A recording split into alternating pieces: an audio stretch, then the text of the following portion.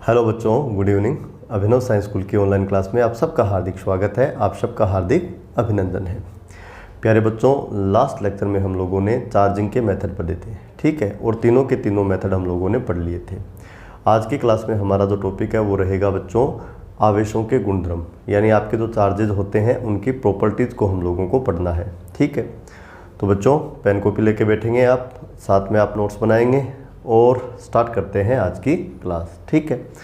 तो हेडिंग डाल लीजिए बच्चों आवेशों के गुणधर्म, ठीक है, यानी चार्ज के प्रॉपर्टीज।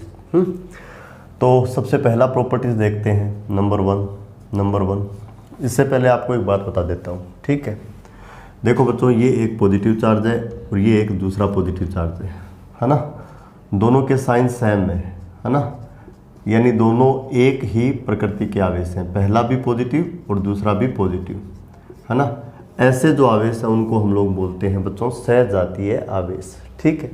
इसी प्रकार यदि पहला नेगेटिव है और दूसरा आपका नेगेटिव है, ये दोनों भी एक जैसे हैं, है ना, इनके साइन एक जैसे हैं बच्चों, तो इनको भी क्या बोलते हैं, सहजातीय आवेश।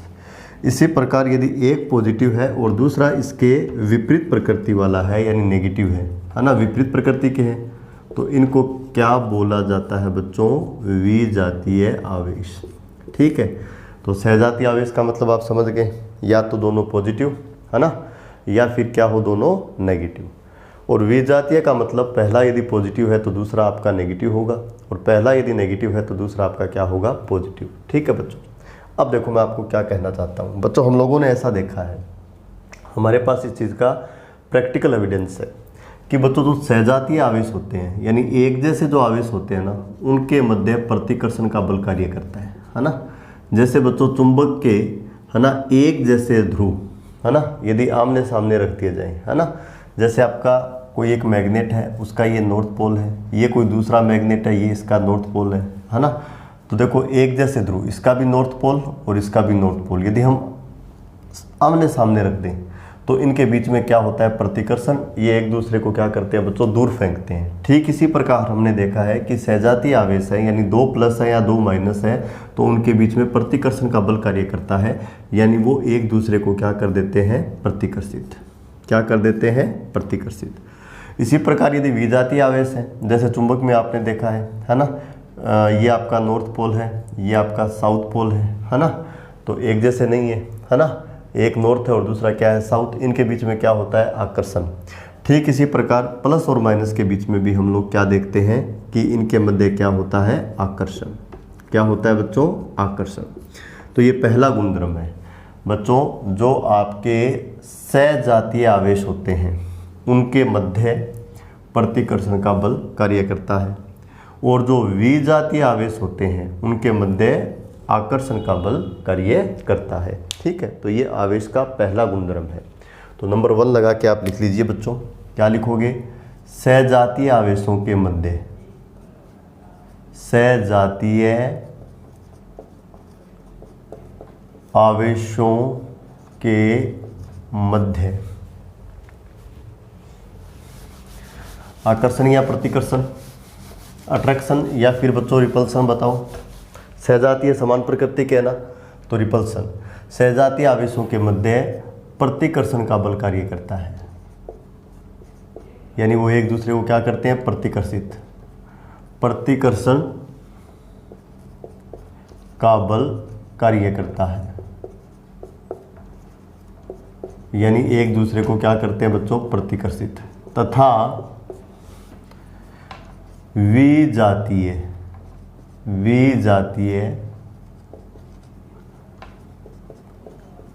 आवेशों के मध्य, विजातीय आवेशों के मध्य आकर्षण का बल कार्य करता है, आकर्षण का बल कार्य करता है, यानी विजातीय आवेश एक दूसरे को आकर्षित करते हैं, आकर्षण का बल कार्य करता है। तो सहजातीय आवेश एक दूसरे को प्रतिकर्षित करते हैं और विजातीय आवेश एक दूसरे को क्या करते हैं, आकर्षित करते हैं। विजातीय आवेशों के मध्य क्या होता है बच्चों, आकर्षण, और सहजातीय आवेशों के मध्य क्या होता है, प्रतिकर्षण। ये पहला गुणधर्म, ठीक है। इसके बाद लिखिए बच्चों नंबर 2, ठीक है। नंबर 2 है आवेश संरक्षित रहता है, आवेश संरक्षित रहता है, ये दूसरा गुणधर्म है। ठीक है, अब संरक्षित रहता है इसका क्या मतलब है ना। दूसरा गुणधर्म क्या है बच्चों, आवेश जो है वो संरक्षित रहता है ना। इसका यह भी मतलब होता है कि आवेश जो है वो संरक्षण के नियम की पालना करता है ना। तो इसका मतलब क्या है, ठीक है, तो आप हेडिंग डाल के इसी में लिखोगे आवेश संरक्षण का नियम, है ना। बच्चों परीक्षा में ये सवाल आता है, आवेश संरक्षण के नियम से आप क्या समझते हो, है ना। कोई उदाहरण देकर समझाओ। तो आवेश संरक्षण का नियम, ये हेडिंग डाल लो यहाँ, आवेश संरक्षण का नियम, है ना।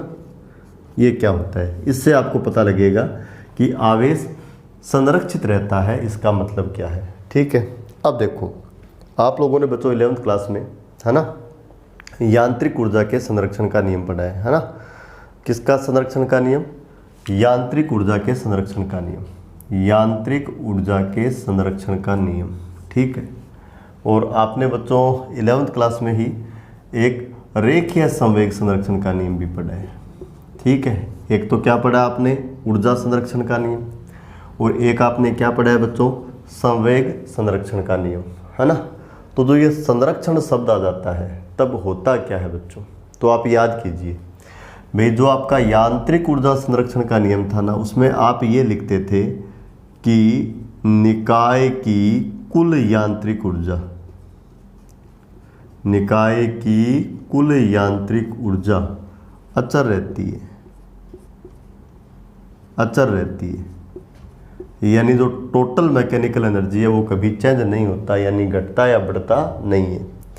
और यदि कोई फिजिकल क्वांटिटी जो है वो अचर रहती है, यानी नियत रहती है, यानी कांस्टेंट रहती है, तो हम कहते हैं कि उसके संरक्षण के नियम की क्या होती है, पालना। ठीक है, संवेग संरक्षण के नियम में क्या था कि किसी निकाय का कुल संवेग अचर रहता है, कुल संवेग अचर रहता है या फिर नियत रहता है ना। हाँ, पर्टिकुलर कंडीशन थी कि भाई कुल संवेग अचर कब रहेगा, तो इसके लिए कंडीशन ये थी कि जो बाह्य बल है वो आपका 0 होना चाहिए, बाह्य बल है वो आपका क्या होना चाहिए, 0 होना चाहिए। उसी कंडीशन के अंदर, उसी कंडीशन के अंदर बच्चों कुल संवेग क्या रहता है, अचर रहता है। ठीक है ना। तो देखिए यहाँ हम लोगों को, है ना, जो फिजिकल क्वांटिटी है वो ऊर्जा दी हुई है, यहाँ हमें जो भौतिक राशि है वो संवेग दिया हुआ है, और यहाँ हमें क्या दिया हुआ है, आवेश। तो इसका सीधा सीधा मतलब है कि आप लोग देखोगे बच्चों, आप लोग देखोगे कि हम लोग ये पाएंगे कि कोई निकाय हमारे पास है, और उस निकाय का जब हम नेट चार्ज देखेंगे ना तो वो कभी चेंज नहीं होगा। इसका मतलब जो नेट चार्ज है, इसका मतलब बच्चों जो नेट चार्ज है वो हम लोग ये देखेंगे क्या रहेगा, अचर रहेगा। और अचर रहेगा तो हम बोल देंगे कि यह जो फिजिकल क्वांटिटी है यह संरक्षित रहती है, इसका मतलब यह संरक्षण के नियम की क्या करती है, पालना। तो ध्यान देंगे, आपसे पूछा जाए ऊर्जा संरक्षण का नियम तो आप समझ जाओगे कुल ऊर्जा अचर रहती है, संवेग संरक्षण का नियम यानी कुल संवेग अचर रहता है, और आवेश संरक्षण का नियम यानी कुल आवेश अचर रहता है। ठीक है, तो आप इसका स्टेटमेंट लिखेंगे। मैं एग्जांपल से आपको बताऊंगा कि किस प्रकार से हमें पता लगा कि संरक्षण के नियम की आवेश जो है वो पालना करता है। ठीक है, तो बच्चों लिखिए इसका स्टेटमेंट। किसी विलगित निकाय का, आइसोलेटेड सिस्टम होना चाहिए, ध्यान देंगे बच्चों, किसी विलगित निकाय का नेट आवेश या कुल आवेश सदैव अचर रहता है, सदैव अचर रहता है।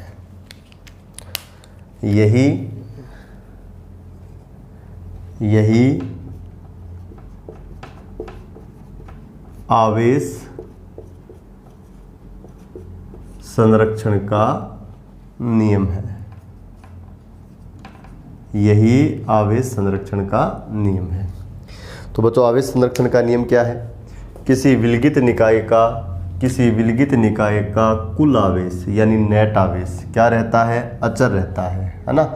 इस चीज़ को ही हम क्या बोलते हैं कि आवेश जो है वो संरक्षण के नियम की पालना करता है, यानी यही आपका क्या है, आवेश संरक्षण का नियम। अब मैं एक चीज़ लिखने जा रहा हूँ बच्चों, यहाँ देखिए एक चीज़ लिखने जा रहा हूँ भाई। कुल आवेश क्या रहता है, अचर रहता है। मान लीजिए किसी सिस्टम का जो नेट चार्ज है, किसी सिस्टम का जो नेट चार्ज है वो मान लीजिए कितना है, 100 कूलम।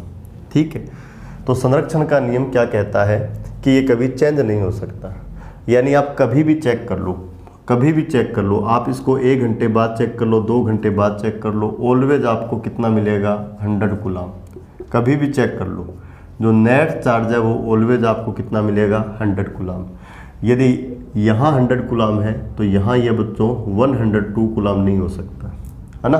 100 कूलम है तो 100 कूलम ही रहेगा, यानी 102 कूलम नहीं हो सकता। यदि 102 कूलम हो गया, इसका मतलब जो 2 कूलम चार्ज है, 2 कूलम चार्ज है वो क्या हो गया, उत्पन्न हो गया। पहले कितना था, 100, और अब कितना हो गया, 102। इसका मतलब 2 कूलम एक्स्ट्रा बढ़ गए, इसका मतलब 2 कूलम आवेश क्या हुआ है, उत्पन्न हुआ है। लेकिन ऐसा नहीं हो सकता, 100 का कितना रहेगा, 100। इसी प्रकार यदि 100 है तो यहाँ भी 100 है, यहाँ भी 100 मिलेगा। ऐसा नहीं है कि यहाँ 97 कूलम आपको मिल जाए। यदि 97 कूलम आपको मिलता है, इसका मतलब 3 कूलम जो है वो नष्ट हो गया, है ना। और आप जानते हो कि ये 97 कूलम आपको मिल ही नहीं सकता, इसका मतलब 3 कूलम नष्ट हो ही नहीं सकता। इसका मतलब आप कह सकते हो कि जो नेट आवेश है वो न तो उत्पन्न हो सकता है ना, और न ही आपका नष्ट हो सकता है। क्योंकि उत्पन्न हो जाएगा तो 100 कूलम से किसी टाइम आपको ज़्यादा मिल सकता है, और यदि नष्ट हो जाएगा तो आपको किसी टाइम 100 कूलम से कम भी मिल सकता है। लेकिन न तो ज़्यादा मिलता है न कम मिलता है। 100 है तो ऑलवेज कितना मिलेगा, 100 100 100 100 100। तो आप संरक्षण नियम को दूसरे शब्दों में कह सकते हो कि नेट आवेश न तो उत्पन्न हो सकता है तथा न ही नष्ट हो सकता है। तो मैं नोट लगा के लिखता हूँ, अर्थात किसी विलगित निकाय में, किसी विलगित निकाय में नेट आवेश न तो उत्पन्न किया जा सकता है, न तो उत्पन्न किया जा सकता है तथा न ही नष्ट किया जा सकता है।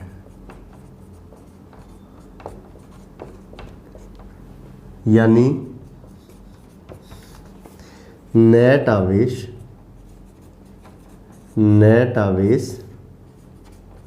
अचर रहता है, नेट आवेश अचर रहता है।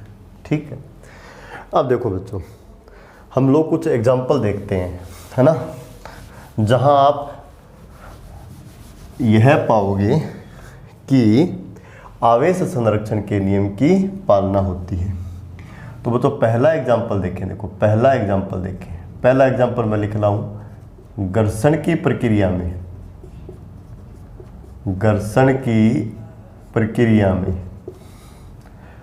आवेश संरक्षण के नियम की पालना होती है।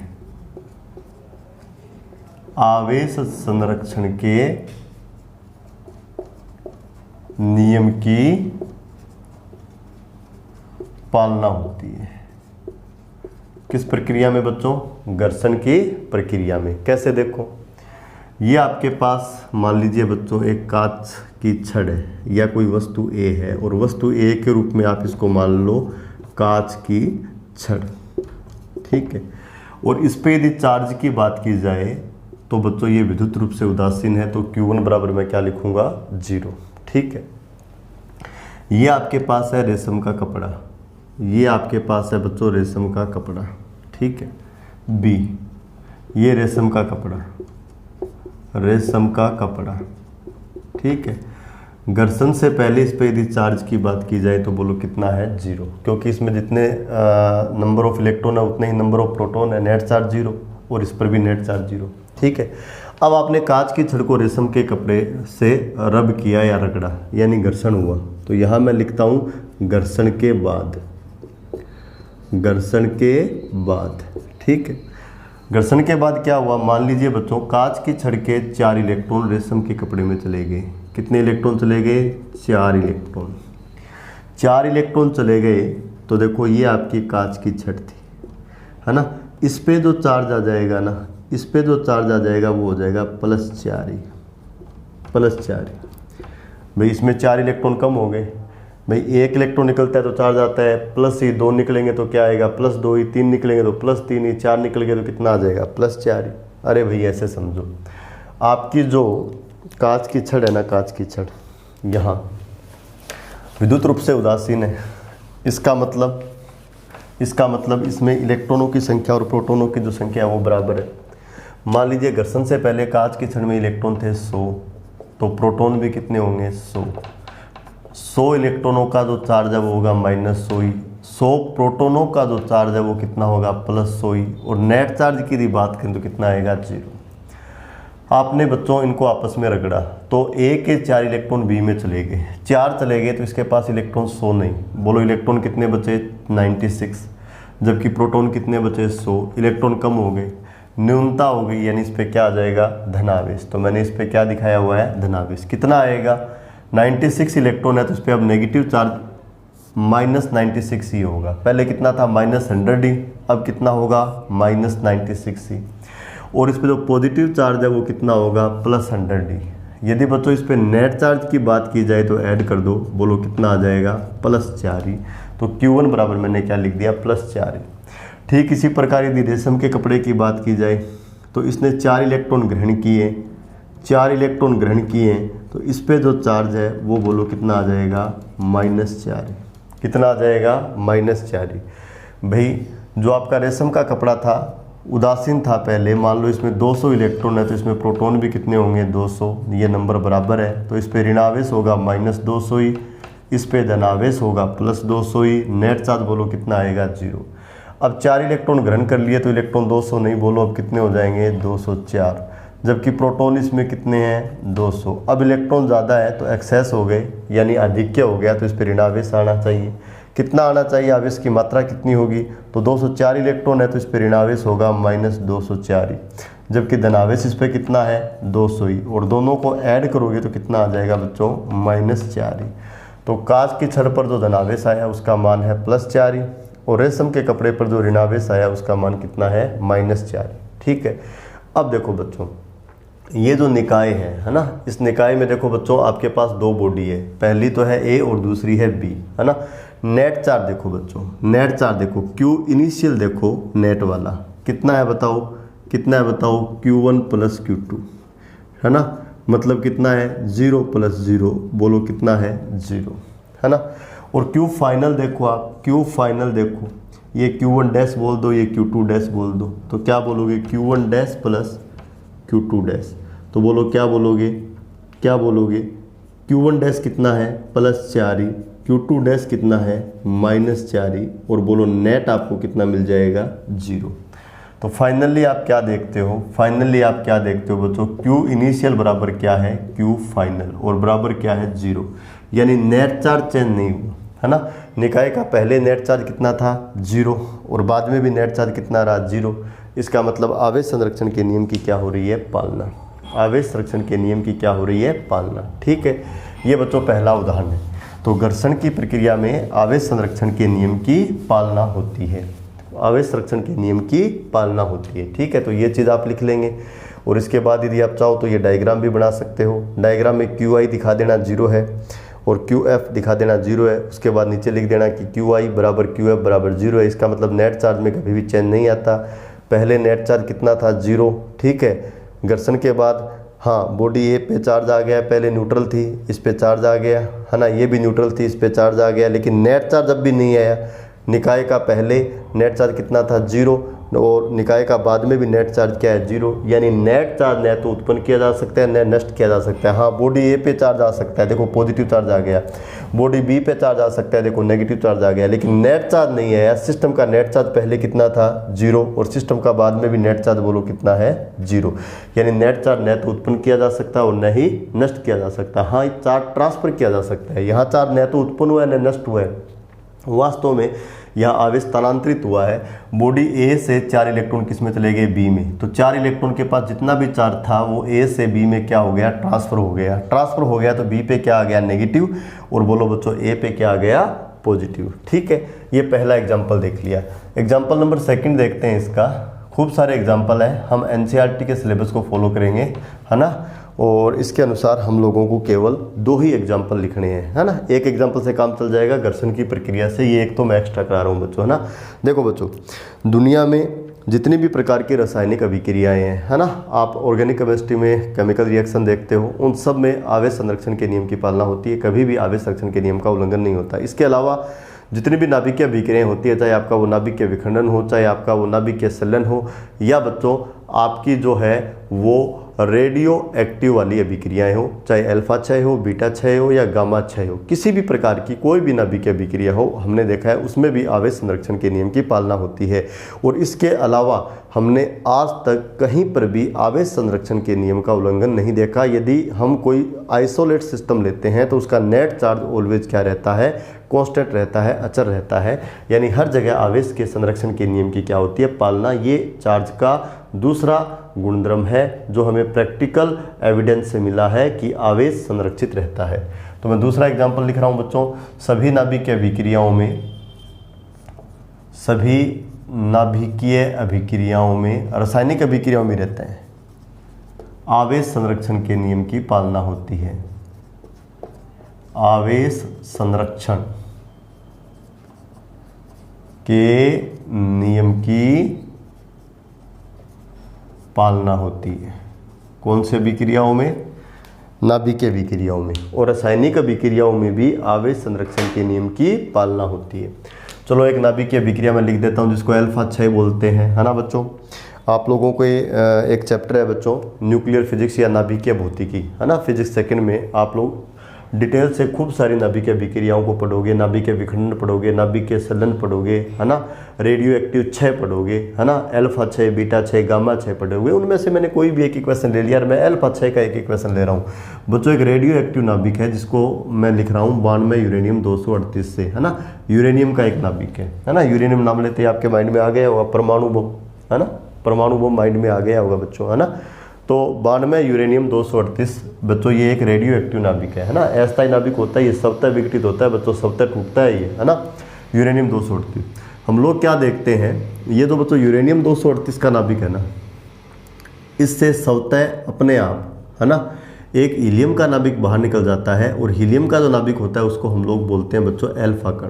क्या बोलते हैं, अल्फा कण। चाहो तो आप ऊपर लिख सकते हो, आपका जो पेज है ना इसके ऊपर लिख लो, ये क्या है, ये क्या है, अल्फा कण। तो अल्फा कण किसको बोलते हैं बच्चों, हीलियम के नाभिक को। किसको बोलते हैं, हीलियम के नाभिक को।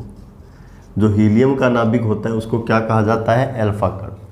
तो बच्चों आपका जो यूरेनियम 238 था उससे यदि एक अल्फा कण बाहर निकल जाएगा, क्या बाहर निकल जाएगा, अल्फा कण। अल्फा कण का मतलब 2 हीलियम 4, है ना। चाहो तो आप 2 हीलियम 4 लिख लो यार, 2 हीलियम 4 लिख लो, 2 हीलियम 4 लिख लो। यदि बच्चों ये बाहर निकल जाएगा, ठीक है। तो यूरेनियम के नाभिक में जो नंबर ऑफ प्रोटॉन थे वो कितने थे, 92। 2 चले गए तो बोलो कितने बच गए, 90। तो देखो यूरेनियम जो है जिसका परमाणु क्रमांक 92 था, वो एक ऐसे नाभिक में चेंज हो जाएगा जिसका एटॉमिक नंबर कितना है, 90। और 90 एटॉमिक नंबर किसका होता है, थोरियम का।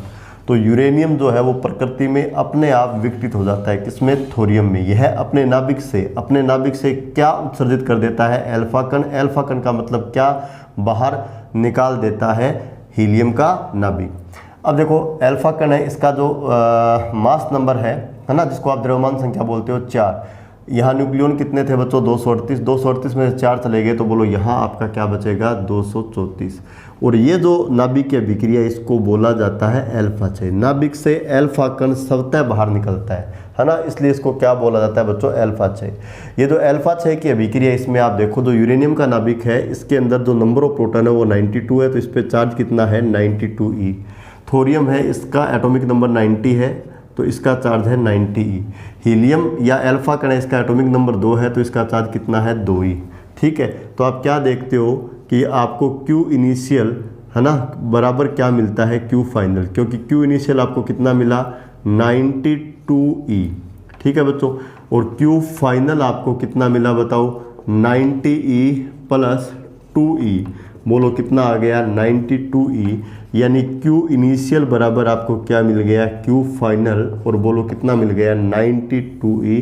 यानी आवेश अचर रहता है।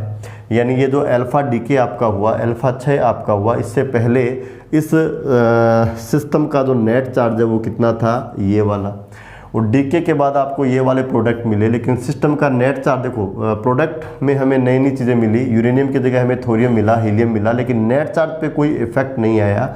नेट चार्ज अब भी बोलो कितना आया, 92E। यानी आवेश संरक्षण के नियम की क्या होती है, पालना। ठीक है, तो ये मैंने आप लोगों को 2 एग्जाम्पल बता दिए। तो बताओ, ध्यान रखना, हम लोगों ने ऐसा देखा है कि यदि हमारे पास कोई विलगित निकाय है ना, कौन सा निकाय, विलगित निकाय है ना, उसका जो नेट चार्ज है ना, नेट चार्ज वो ऑलवेज क्या रहता है बच्चों, कांस्टेंट रहता है। इसे हम लोग क्या बोलते हैं, आवेश संरक्षण का नियम। तो चार्ज का दूसरा प्रॉपर्टी क्या हो गया भैया, दूसरा प्रॉपर्टी हो गया आवेश क्या रहता है, संरक्षित रहता है ना। परीक्षा में बहुत बार आवेश का जो गुणधर्म है इससे सवाल पूछा जाता है, आपसे सीधा सीधा पूछ लेता है कि आवेश संरक्षण का नियम क्या है ना। तो आप लिख सकते हो। ये आपसे पूछ लेता है कि आवेश के कोई 2 गुणधर्म लिखो या कोई 3 गुणधर्म लिखो। ठीक है, तो दूसरा हो गया आवेश आपका संरक्षित रहता है। ओके, इसके बाद हम देखते हैं बच्चों इसका तीसरा गुणधर्म। तीसरा गुणधर्म ये भी बड़ा इंपॉर्टेंट है, इस पर आधारित आंकिक प्रश्न भी परीक्षा में पूछे जाते हैं। तो आप लोग लिखोगे बच्चों, आवेश क्वांटीकृत होता है, आवेश क्वांटीकृत होता है, आवेश क्वांटीकृत होता है। ये तीसरा गुणधर्म है। क्या लिखा आपने, आवेश क्वांटीकृत होता है। दूसरा क्या था भाई, आवेश संरक्षित रहता है ना। और ये तीसरा क्या है बच्चों, आवेश क्वांटीकृत होता है। तो इस क्वांटीकृत का मतलब क्या है, ठीक है। तो कई बार एग्जाम में ये पूछ लेता है कि आवेश के क्वांटीकरण से आप क्या समझते हो, आवेश के क्वांटीकरण से आप क्या समझते हो, है ना। और एनसीईआरटी में जो वर्ड काम में लिया हुआ है वो क्वांटीकरण न होकर क्या काम में लिया हुआ है, क्वांटमीकरण। तो हम लोग इसको अब क्वांटमीकरण लिखेंगे। तो आवेश का क्वांटमीकरण, क्या भाई, आवेश का क्वांटमीकरण, क्या भाई, आवेश का क्वांटमीकरण। तो बड़ा सिंपल है बच्चों। एक चीज़ देखो आप लोग, मान लो बच्चों ये आपके पास कोई बॉडी ए है, ठीक है, ये आपके पास है एक बॉडी ए और ये आपके पास है बॉडी बी, ठीक है। अब आप ए को करना चाहते हो धनावेशित और बी को करना चाहते हो ऋणावेशित। तो ऐसा करने के लिए आपको क्या करना होगा, तो इसका आंसर है ए से तो इलेक्ट्रॉन निकाल लो, ठीक है। तो इस पे धनावेश आ जाएगा और वो इलेक्ट्रॉन आप बी में ऐड कर दो, तो इस पे क्या आ जाएगा, ऋणावेश, ठीक है। ए उदासीन है, इसका मतलब क्या, चलो ये बताओ भाई। ए आपने बोल दिया कि ए उदासीन है, इसका मतलब क्या है, इसका मतलब ये है कि इसमें इलेक्ट्रॉनों का जो नंबर है वो प्रोटॉनों के नंबर के क्या है बच्चों, बराबर है। उदाहरण के रूप में मान लीजिए इसमें इलेक्ट्रॉन कितने हैं, 100, तो बच्चों इसमें प्रोटॉन भी कितने हैं, 100। तो 100 इलेक्ट्रॉनों का जो नेट चार्ज है वो है -100 ही, और 100 प्रोटॉनों का जो नेट चार्ज है वो है +100 ही। तो बॉडी पर नेट चार्ज की बात की जाए तो इलेक्ट्रॉन और प्रोटॉनों का चार्ज जोड़ दो, बोलो ये आपको कितना मिलेगा बच्चों, 0, ठीक है। अब ये भी न्यूट्रल है, इसका मतलब देखो बॉडी बी भी न्यूट्रल है, इसको ध्यान से समझना बच्चों। आपको बताऊंगा मैं क्वांटमीकरण शब्द का अर्थ क्या होता है ना, ये बड़ी महत्वपूर्ण बात है ना। आवेश क्वांटीकृत होता है, अच्छे से समझना बच्चों, है ना। इस पर आधारित मैं फिर बता रहा हूँ आपको बच्चों, परीक्षा में सवाल भी आते हैं, ठीक है। तो ये भी न्यूट्रल है, न्यूट्रल है इसका मतलब इसमें भी कुछ ऐसा है कि इलेक्ट्रॉन और प्रोटॉनों का नंबर इसमें भी क्या है, बराबर, ठीक है। मान लो ये बॉडी जो है इसमें आपके जो इलेक्ट्रॉन है वो कितने हैं, 200, प्रोटॉन भी कितने होंगे इसमें, 200। तो इस पर नेगेटिव चार्ज कितना होगा, -200 ही, ठीक है। इस पर पॉजिटिव चार्ज कितना होगा, +200 ही। नेट चार्ज कितना होगा, जोड़ दो, बोलो कितना आएगा, 0, ठीक है। अब एक काम करते हैं बच्चों, ये वाला जो बॉडी है, ये वाला जो बॉडी है जो उदासीन है, इसमें 100 इलेक्ट्रॉन है और 100 प्रोटॉन है ना। मैं इसको धनावेश देना चाहता हूँ, धनावेश देना चाहता हूँ, तो मुझे इससे क्या करना पड़ेगा, इलेक्ट्रॉन निकालना पड़ेगा। इससे क्या करना पड़ेगा, इलेक्ट्रॉन निकालना पड़ेगा, ठीक है। तो मैं इससे कम कितने इलेक्ट्रॉन निकाल सकता हूँ, ये मेरा सवाल है। तो इसका आंसर क्या होगा बच्चों, कम से कम 1 इलेक्ट्रॉन निकाल सकता हूँ, है ना। इलेक्ट्रॉन को अंशों में नहीं निकाला जा सकता कि आपने आधा इलेक्ट्रॉन निकाल लिया या आपने चौथाई इलेक्ट्रॉन निकाल लिया या इलेक्ट्रॉन का 10वां भाग निकाल लिया, है ना, या इलेक्ट्रॉन का आपने 100वां भाग निकाल लिया। कम से कम आप इससे 1 इलेक्ट्रॉन निकाल सकते हो। तो आपने क्या काम किया बच्चों, बॉडी ए से 1 इलेक्ट्रॉन निकाला और वो इलेक्ट्रॉन आपने बॉडी बी में ट्रांसफ़र कर दिया। 1 इलेक्ट्रॉन निकाला, 1 इलेक्ट्रॉन निकालते ही, है ना, इस पे प्रथम बार चार्ज आ गया, क्योंकि आवेश देने का तरीका तो ये होता है इलेक्ट्रॉन निकालो या इलेक्ट्रॉन दो, है ना। तो इसे चार्ज देना था तो आपको इलेक्ट्रॉन निकालना था। तो कम से कम कितना इलेक्ट्रॉन निकाल सकते हो, 1। पहले तो इस पे चार्ज कितना था बच्चों, पहले तो इस पे चार्ज कितना था, 0। आपने क्या काम किया, इससे 1 इलेक्ट्रॉन निकाल लिया। 1 इलेक्ट्रॉन निकाल लिया तो अब इसमें इलेक्ट्रॉन 100 नहीं, बोलो बच्चों इसमें इलेक्ट्रॉन कितने हो गए, 99। तो इस पर नेगेटिव चार्ज हो गया -99e, है ना। प्रोटॉन 100 के 100 है, प्रोटॉन 100 के 100 है, तो इस पर पॉजिटिव चार्ज तो वो सेम रह गया। अब इस पे नेट चार्ज की बात करूं तो ये टोटल जोड़ता हूँ, -99e में यदि मैं 100e को जोड़ूंगा तो मेरे पास क्या आएगा, +e। और जो +e है इसको मैं क्या लिख सकता हूँ, +1 × e। तो बच्चों इस बॉडी पर जो पॉजिटिव चार्ज आया, चूंकि इलेक्ट्रॉन निकला है तो इस पर चार्ज बोलो क्या आएगा बच्चों, पॉजिटिव। क्या आएगा, पॉजिटिव। और कितना आया बोलो, 1 × e। और बच्चों e का मतलब तो आप जानते ही हो क्या होता है, 1.6 × 10⁻⁻19 कूलम, यानी ये वाला चार्ज आ गया। ठीक है। अब देखो इस वाले बॉडी ने 1 इलेक्ट्रॉन लिया है तो इस पर आप 200 इलेक्ट्रॉन नहीं, बोलो बच्चों कितने हो गए, 201। कितने हो गए, 201। तो बच्चों अब जो ऋणावेश है वो ये नहीं है, ऋणावेश इस पे कितना हो गया, -201 ही हो गया इस पे, है ना। जबकि धनावेश देखो वही है, धनावेश देख लो वही है। नेट चार्ज की यदि बात की जाए तो जोड़ दो, तो बच्चों -201e में यदि आप 200e को जोड़ोगे तो फाइनली कितना आएगा, -e। और -e को क्या लिखा जा सकता है, -1 × e। तो इस पे जो चार्ज है, इस पे जो चार्ज है, इस पे जो चार्ज है, इसको मैं क्या बोलूँगा, -1 × e। ठीक है। तो आप क्या देख रहे हो, इससे इलेक्ट्रॉन निकला है तो इस पे पॉजिटिव चार्ज आया है, इसने इलेक्ट्रॉन ग्रहण किया है तो इस पे नेगेटिव चार्ज आया है, इससे 1 इलेक्ट्रॉन निकला है तो इस पे चार्ज आया है 1 × e। यहाँ ये 1 क्या है, 1 क्या है, तो आंसर है वस्तु से हटाए गए या हटे इलेक्ट्रॉनों की संख्या या त्यागे गए इलेक्ट्रॉनों की संख्या। हटाए गए इलेक्ट्रॉनों की संख्या, या आप लिख सकते हो बच्चों त्यागे गए इलेक्ट्रॉनों की संख्या। यहाँ ये 1 क्या है, तो आंसर है बच्चों वस्तु के द्वारा ग्रहण किए गए इलेक्ट्रॉनों की संख्या, इलेक्ट्रॉनों की संख्या।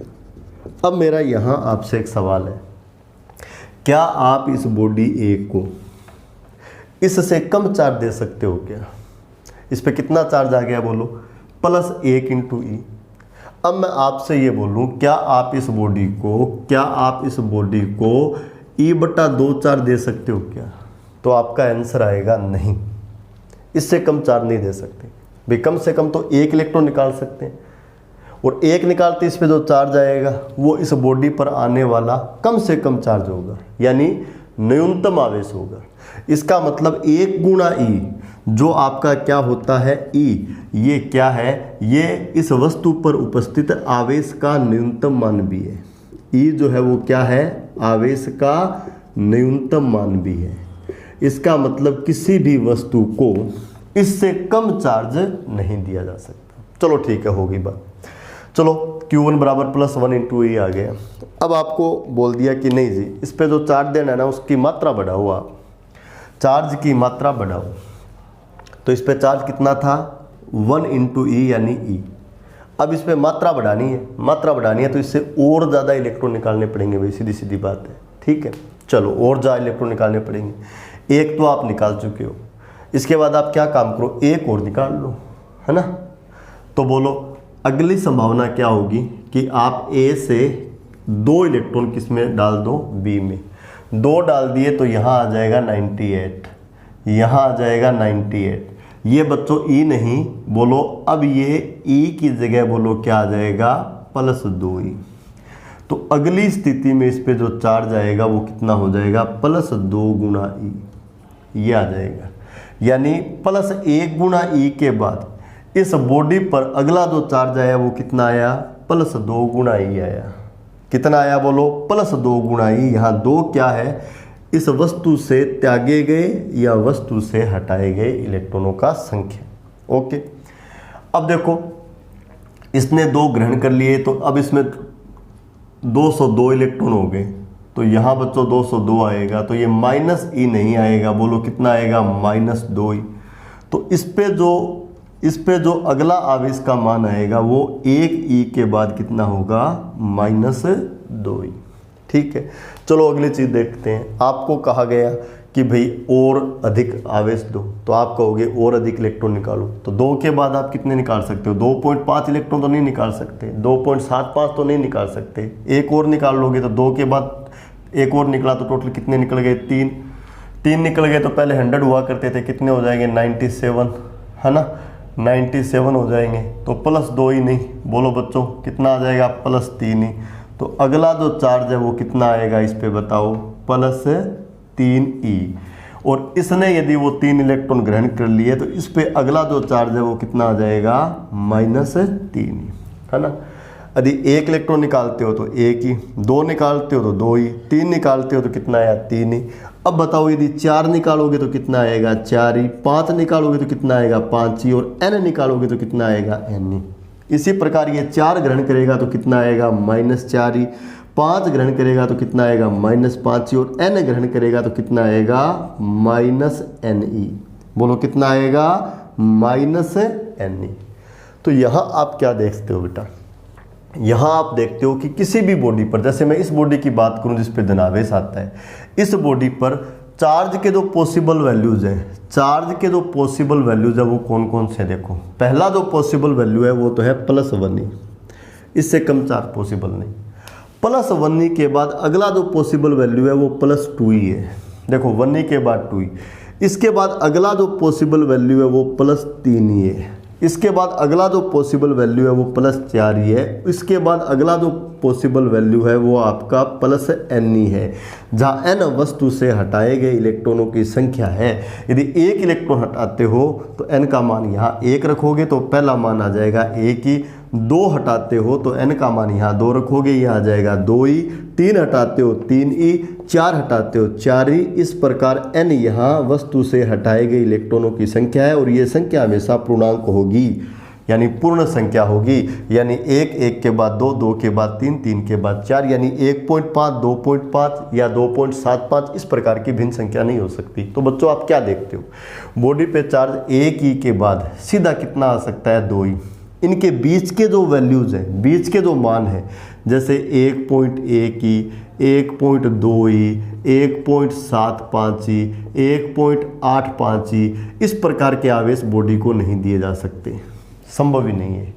1 ई के बाद अगला जो चार्ज किसी बॉडी पे पॉसिबल है वो 2 ही है, 2 ई के बाद अगला जो पॉसिबल है वो 3 ही है। इनके बीच का कोई भी मान किसी भी वस्तु को नहीं दिया जा सकता, यानी किसी बॉडी पर चार्ज 2.1 गुणा ई नहीं हो सकता, 2.2 गुणा ई नहीं हो सकता, 2.3 गुणा ई नहीं हो सकता, 2.75 गुणा ई नहीं हो सकता। 2 ई के बाद अगला जो मान है वो कितना होगा, 3 ई।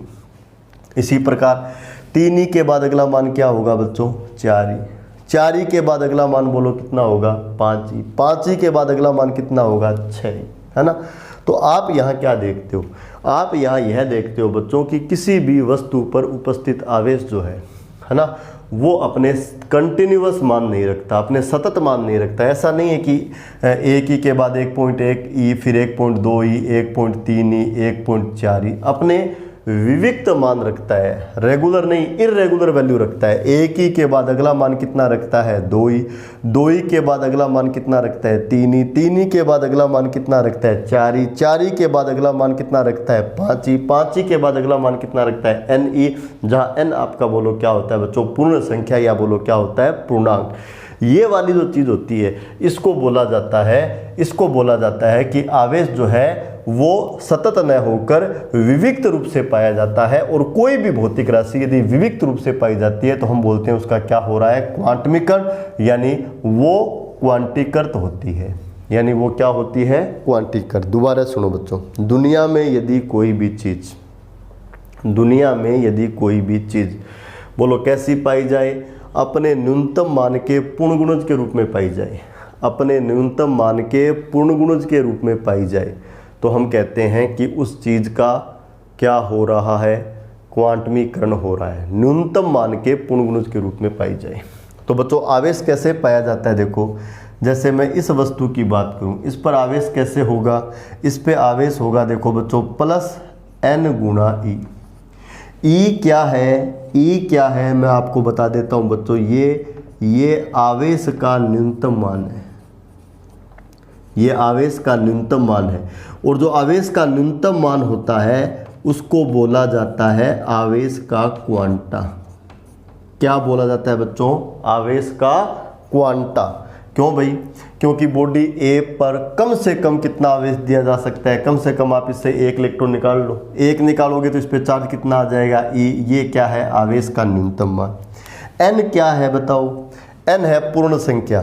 भाई 1 इलेक्ट्रॉन निकालोगे तो इसका मान 1 आएगा, 2 निकालोगे तो 2 आएगा, 3 निकालोगे तो 3 आएगा, 4 निकालोगे तो 4 आएगा। इसका मतलब Q किसी वस्तु पर उपस्थित आवेश है और ये हमेशा किस रूप में पाया जाता है, तो आंसर है ये हमेशा पाया जाता है n गुणा ई के रूप में।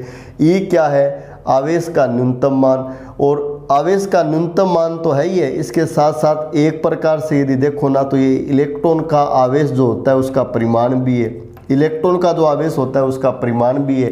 यानी न्यूनतम मान के, यानी इलेक्ट्रॉन का जो आवेश होता है उसके परिमाण के पूर्ण गुणज के रूप में पाया जाता है। और कोई भी भौतिक राशि यदि अपने न्यूनतम मान के पूर्ण गुणज के रूप में पाई जाती है तो हम बोलते हैं कि वो पैकेट के रूप में पाई जाती है, यानी क्वांटा के रूप में पाई जाती है। यानी बोलो उसका क्या होता है, क्वांटमीकरण। क्या होता है बच्चों, क्वांटमीकरण। इसी प्रकार यदि आप बॉडी बी की बात करो तो इस पर भी चार्ज ऐसे ही होगा। कैसे होगा बताओ, -1 ई।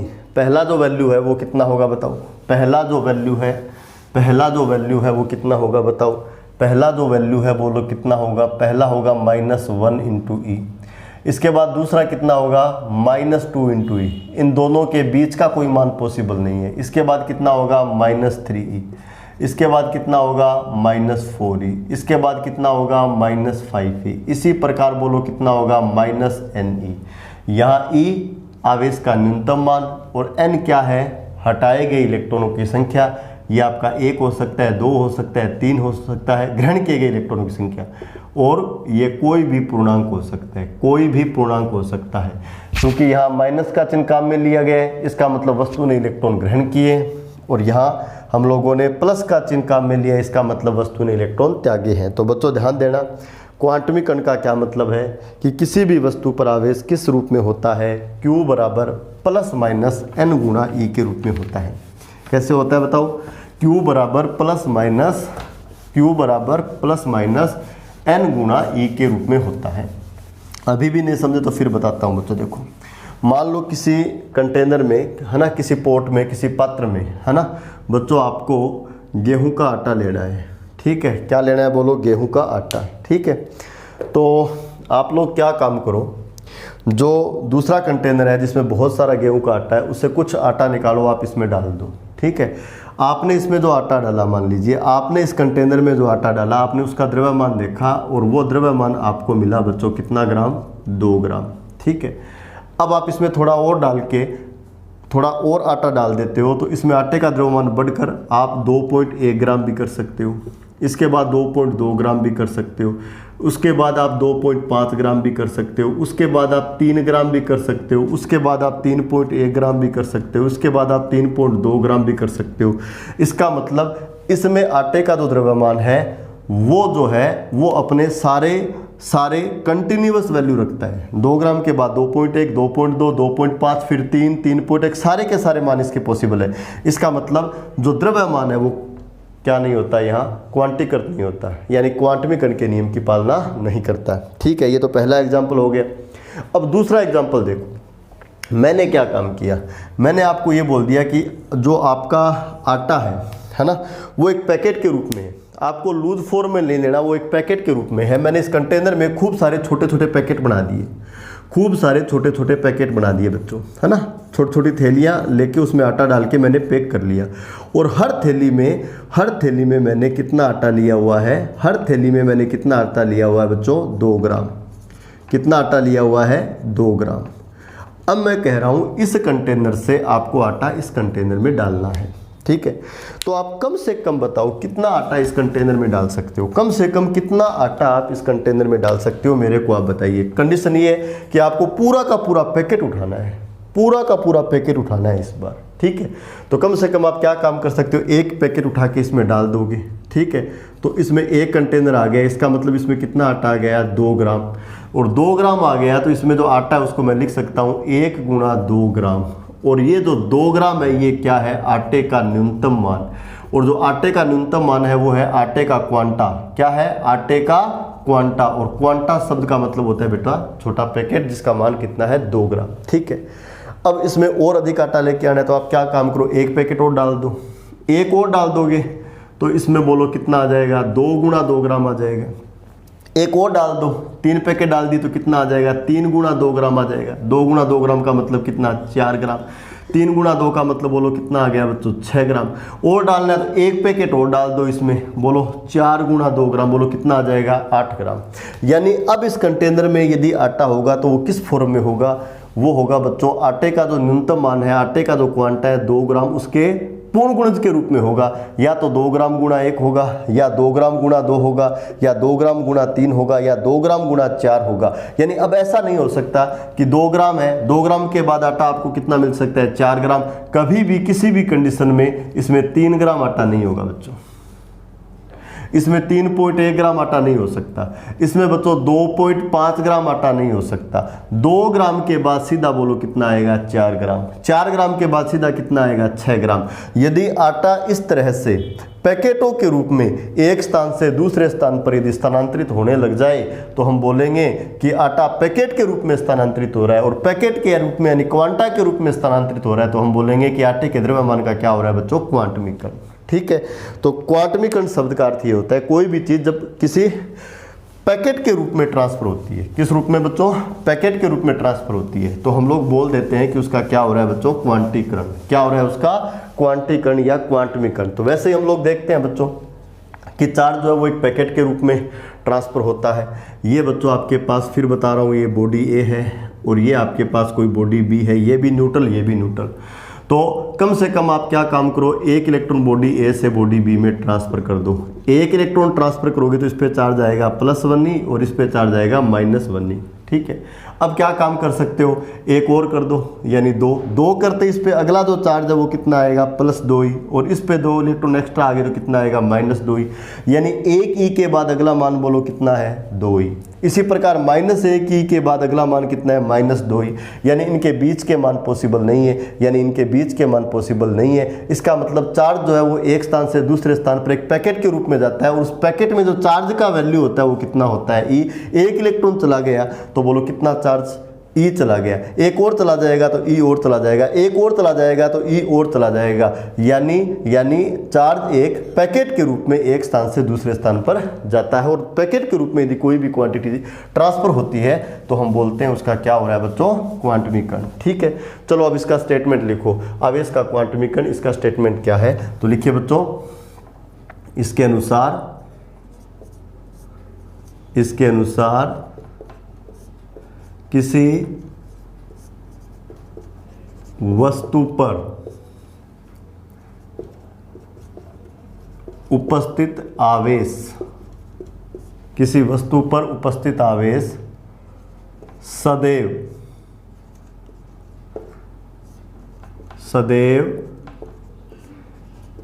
इलेक्ट्रॉन के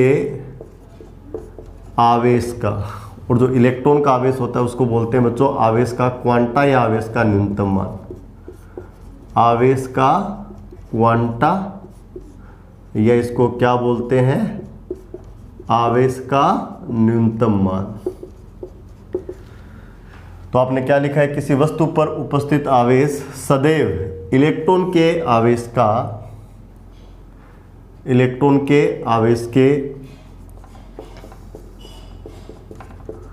पूर्ण गुणज के रूप में पाया जाता है या होता है। पाया जाता है। यही आवेश का क्वांटीकरण है, यही आवेश का क्वांटमीकरण है।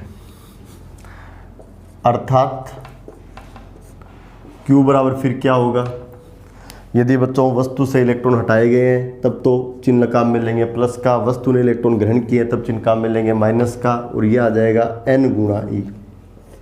ये सूत्र आपको याद रखना है। किसी वस्तु पर आवेश किस फॉर्म में होगा, N गुणा E के फॉर्म में होगा। इलेक्ट्रॉन हटेंगे तब तो प्लस का चिन्ह काम मिलेंगे, और वस्तु इलेक्ट्रॉन ग्रहण करेगी तब माइनस का चिन्ह काम मिलेंगे। लिखो, जहाँ E बराबर क्या 1.6 into 10 to the power -19 coulomb.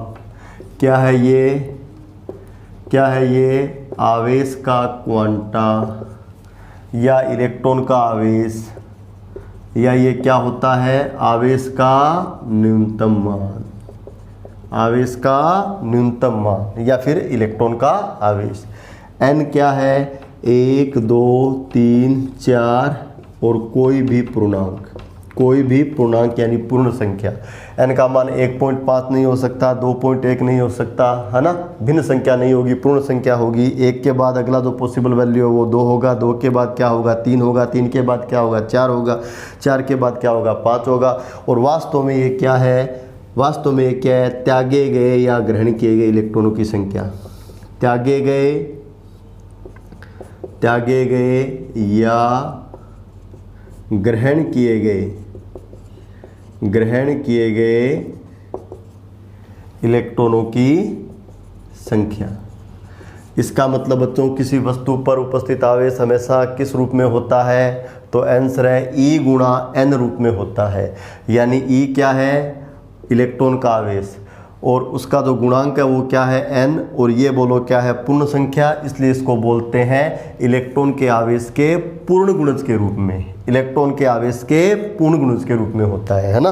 किसी भी बॉडी पर चार्ज हमेशा किस रूप में होगा, N गुणा E के रूप में होगा। चलो बच्चों एक सवाल करते हैं, जो ये थर्ड प्रॉपर्टी है, कौन सा, क्वांटाइजेशन वाला, इस पर हम सवाल करते हैं। याद रखना, किसी भी बॉडी पर चार्ज हमेशा किस रूप में होगा बच्चों, प्लस माइनस N गुणा E के रूप में होगा। किस रूप में होगा, प्लस माइनस N गुणा E के रूप में होगा। एक सवाल करते हैं,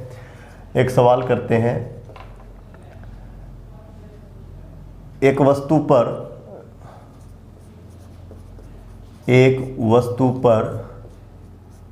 1 कूलाम आवेश है। पहले तो बताओ, वस्तु पर दिया गया आवेश पॉजिटिव है या नेगेटिव। नेगेटिव का साइन नहीं है, इसका मतलब धनावेश है, इसका मतलब वस्तु से इलेक्ट्रॉन हटाए गए हैं। भाई -1 कूलाम होता तो वस्तु के द्वारा इलेक्ट्रॉन, है ना, ग्रहण किए जाते, और पॉजिटिव चार्ज है, इसका मतलब वस्तु से इलेक्ट्रॉन हटाए गए हैं। तो मैंने पॉजिटिव चार्ज लिया। एक वस्तु पर 1 कूलाम आवेश है, तो मैं क्या पूछूंगा, वस्तु से हटाए गए इलेक्ट्रॉनों की संख्या क्या होगी।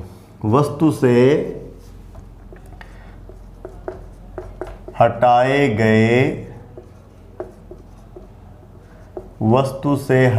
गए इलेक्ट्रॉनों की संख्या ज्ञात करो। ये मैंने आपको सवाल दे दिया, हटाए गए इलेक्ट्रॉनों की संख्या ज्ञात करो। ठीक है, तो आपको नंबर ऑफ इलेक्ट्रॉन चाहिए, है ना, जो वस्तु से हटा लिए गए हैं, है ना। तो वस्तु पे आपको चार्ज गिवन है, कितना बच्चों, 1 कूलाम। ठीक है, तो इसका सॉल्यूशन देखते हैं। क्यों आपको गिवन है, कितना बोलो, 1 कूलाम। आपसे क्या पूछा है, N का मान। यहाँ N क्या है, हटाए गए इलेक्ट्रॉनों की संख्या। तो आप तो जानते हो बच्चों, किसी भी बॉडी पे जो चार्ज होता है, भले ये चार्ज क्यों ना हो, किस फॉर्म में होता है, N गुणा E फॉर्म में। आपका जो क्वांटाइजेशन का फार्मूला है, जो किसी बॉडी पर चार्ज बताता है, वो कहता है या तो होता है +Ne या क्या होता है, -Ne। यहाँ बॉडी पर पॉजिटिव चार्ज है तो साइन किसका काम में लेंगे, प्लस का। तो Q बराबर मैंने क्या काम में ले लिया, +Ne ले लिया। मान रख दो भाई, मान रख दो। मान रखने पर आपको तो N चाहिए, चलो मान रख दो। मान रख दो, Q का मान कितना दिया हुआ है, 1 coulomb is equal two plus ये N तो आपको निकालना है, हटाए गए इलेक्ट्रॉनों की संख्या आएगी, गुणा E, और E की जगह E रख दो। यहाँ से बच्चों N का मान निकालोगे, क्या आएगा, 1 कूलाम बट्टा E। यहाँ से N बराबर बोलो क्या आएगा, 1 कूलाम बट्टा E क्या होता है, 1.6 गुणा 10 की घात -19 कूलाम। कूलाम से कूलाम कटेगा। कूलाम से कूलाम कटेगा तो यहाँ से n बराबर कितना आ जाएगा, एक में जब 1.6 का भाग लगाओगे, एक में जब किसका भाग लगाओगे 1.6 का भाग, तो ये आएगा 0.625। कितना आएगा बच्चों 0.625। ठीक है, एक में जब किसका भाग लगाओगे 1.6 का, नीचे -19 है तो ऊपर जाके बोलो क्या हो जाएगा बच्चों +19। ठीक है, और इसका मतलब ये क्या आ गया n बराबर है ना 6.25 गुणा, और यहाँ क्या कर दूंगा 10 की घात 18, और ये क्या आ गई हटाए गए इलेक्ट्रॉनों की संख्या। ये आपका है आंसर। ठीक है, अब हो सकता है कई बच्चों को लगता है कि n का मान तो है वो पूर्ण संख्या नहीं है, भिन्न संख्या आ गया। बच्चों ऐसा नहीं है, आप दशमलव देख के ऐसा सोच रहे हो कि भाई 6 के बाद तो अगला मान 7 आना चाहिए, 7 के बाद अगला मान 8 आना चाहिए, तो 6.25 आ गया, इसका मतलब भिन्न संख्या आ गई, इसका मतलब इतने इलेक्ट्रॉन तो निकाले ही नहीं जा सकते। बच्चों ये पूर्णांक है, ये पूर्णांक है, ये भिन्न संख्या नहीं है, ये बहुत बड़ा नंबर है। देखो बच्चों 6.25 के गुणा में 10 की घात 18 है ना, तो 10 की घात 18 है तो 2 जीरो यदि आप इससे गुणा कर दोगे 625 गुणा 10 की घात 16, और 625 के आगे आप यदि बच्चों 16 जीरो लगाओगे तब एक बहुत बड़ा नंबर आएगा, ये बहुत बड़ा पूर्णांक संख्या होगा, है ना। और ये वाला जो संख्या है, इतने इलेक्ट्रॉन वस्तु से जब आप निकालोगे तब उस पर चार्ज बोलो बच्चों कितना आएगा 1 कूलाम, तब इस पर चार्ज कितना आएगा 1 कूलाम। ठीक है, तो आज की क्लास का जो सबसे महत्वपूर्ण आपका प्रॉपर्टी है वो यही है, क्वांटाइजेशन ऑफ चार्ज। क्या है बच्चों, क्वांटाइजेशन ऑफ चार्ज, यानी आवेश का क्वांटीकरण। आवेश का क्वांटीकरण आपको क्या बताता है, ये यह बताता है कि किसी भी बॉडी पर चार्ज किस रूप में पाया जाता है, n गुणा e के रूप में पाया जाता है। e क्या है, इलेक्ट्रॉन का आवेश, या इसको क्या बोलते हैं आवेश का क्वांटा, या ये क्या होता है आवेश का न्यूनतम मान। n क्या है, वस्तु से हटाए गए या वस्तु के द्वारा ग्रहण किए गए इलेक्ट्रॉनों की संख्या, और हटाए गए या ग्रहण किए गए इलेक्ट्रॉनों की संख्या हमेशा पूर्ण संख्या में होती है, यानी 1 2 3 4 इस प्रकार से। यदि हटाओगे तो चिन्ह काम में लोगे प्लस का, यदि वस्तु ग्रहण करेगी तो चिन्ह किसका काम में लोगे माइनस का। यानी किसी भी बॉडी पर कोई भी चार्ज है वो हमेशा किस रूप में होता है, n गुणा e के रूप में होता है। तो फार्मूला याद रखोगे, Q बराबर क्या होता है, n गुणा e। Q बराबर क्या होता है, n गुणा। यदि आपको बोल दिया जाए एक वस्तु से आपने 500 इलेक्ट्रॉन हटा लिए तो उस पर कितना चार्ज आ जाएगा, है ना, तो हटाई गई इलेक्ट्रॉनों की संख्या कितनी दे दी 500, तो चार्ज कितना आ जाएगा बच्चों 500 गुणा ई। कितना आ जाएगा 500 गुणा ई। 500 इलेक्ट्रॉन ग्रहण कर लिया तब कितने आ जाएगा बच्चों, माइनस का चिन्ह काम में लेंगे और क्या लिखोगे 500 गुणा ई। ठीक है, तो ये था आपका आवेश का क्वांटीकरण। ठीक है, इसके बाद बच्चों एनसीईआरटी के सिलेबस के अकॉर्डिंग एक प्रॉपर्टी जो है वो और बाकी रह गई है जो हम कल करेंगे। उसके अलावा एक एक्स्ट्रा प्रॉपर्टी मैं आपको और कराऊंगा जब हम इलेक्ट्रोमैग्नेटिक वेव वाला चैप्टर पढ़ेंगे, EMW पढ़ेंगे, है ना, तब उस प्रॉपर्टी का यूज है, इसलिए उस प्रॉपर्टी को भी हम पढ़ेंगे। तो आज की क्लास को हम लोग यहीं पूरा करते हैं। Okay, thank you.